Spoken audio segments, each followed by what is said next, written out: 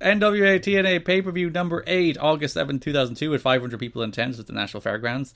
What would become the TNA Asylum, but not quite yet. We're still a week away. A big show, a big main event. He's here? No, Paul White is not here.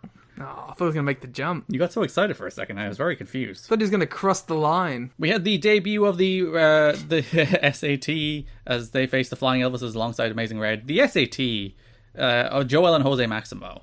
What a wonderfully bizarre, terrible but great team that they are. Yeah, I was trying to think of who's like someone else's like super influential but like never really fantastic, and I was like, oh, they're kind of like, I don't even want to put them on the same level because I feel like some people are going to get very offended to it, but like they remind me of like Hayabusa in that like super influential high flyer that deserves like a bunch of respect and probably doesn't get as much as he deserves, but also like kind of sloppy and gonna like do some things that are wonky throughout like all of the matches, and like that's exactly what the SATs are as well. They will do something glorious and magnificent and something you've never seen before, and they will immediately follow it up with something wildly inventive and like interesting, but that does not come off whatsoever. And then they will fall over. They'll trip trying to kick someone or something. They're just amazing, remarkable pro wrestlers that are fascinating to watch because like, there's a lot of wrestlers you watching and like, oh, they're doing their headlock and they're doing their drop down float over arm drags and punches. And then, you know, it was like... There's a lot of Brian Lawlers here.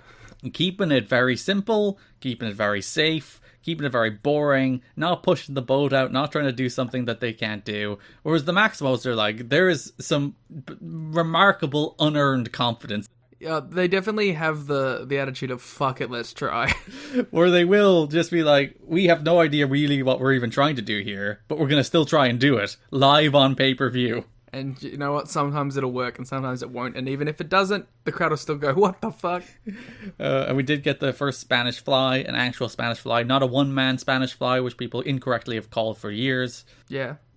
Yes, you're right. I'm Jim Ross. I'm giving out about announcers. It's like, it's not a Spanish Fly, it's a one-man Spanish Fly. A Spanish Fly. I wish that Jim Ross would make that complaint. Yeah. Like, imagine if on Dynamite, Phoenix does a one-man Spanish Fly, and someone goes, that's the Spanish Fly. Jim Ross was like, actually. When the Maximals did it involved two people. I would love Jim Ross to name drop the Maximos on Dynamite. Do you think Jim Ross has ever heard of the SAT? No. He probably knows who Red is, though, right? No. Oh, well, fair enough. The Maxwells in Red lost to the Flying Elvises.